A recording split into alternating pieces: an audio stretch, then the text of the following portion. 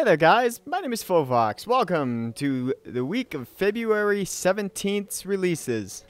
This week we'll be going over Crysis 3, the release of Renaissance Heroes, the DLC for Assassin's Creed, and a game called March of the Eagles. And I did not know eagles could march, but apparently they can. First up, we have Crysis 3. Crysis 3 is a first-person shooter, sandbox-type RPG, which is by the creators of the rest of the Crysis games, Crytek. This game is going to be released on February 19th, and of course you can expect that it's going to be rated M, but it continues upon the story of the previous Crysis games, and honestly, that's why everyone played them, not necessarily for the multiplayer, but for the really good story.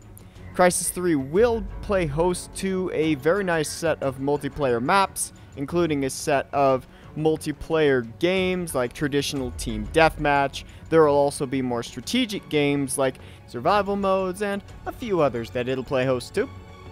Also, a really big plus about this game is that it has been stated that the PC release is going to have DirectX 11 access right out the bat. So people, this is not a port. This is not coming from the consoles. This is the real deal. This game is going to have DirectX compatibility, DirectX 11 rather, so be ready for some really good graphics. Up next we have Renaissance Heroes. This game is a first-person deathmatch style shooter, as it appears, that takes place in the medieval era with medieval style guns. It kind of, to me, comes off as a cross between BioShock's unique steampunk weaponry and something you'd find in Chivalry. But the game looks to be interesting nonetheless, I suppose.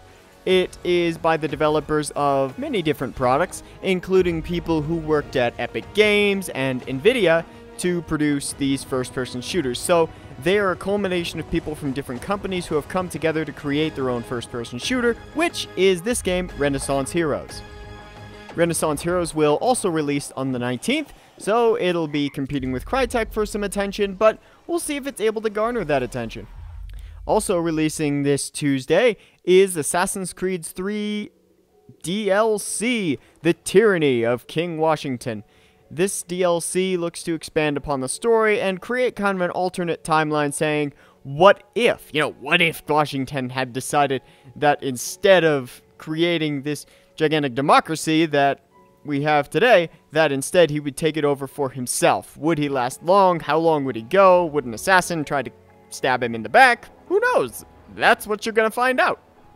Alongside the story, there appear to be a few other upgrades that you can get, including having a wolf at your command, and upgrades to armor, and so on and so forth. So, we'll see. It looks to be a very interesting piece of DLC, especially with the intricate timeline piece.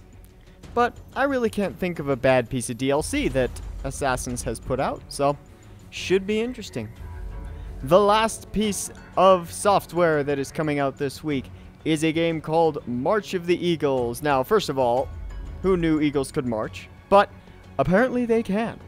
This game takes place between 1805 and 1815 and is supposed to focus on the dramatic conflict in Europe, whether that be between France and Prussia and Austria, all these really tight-knit places that were extraordinarily frustrated at each other at the time, and I don't really blame them.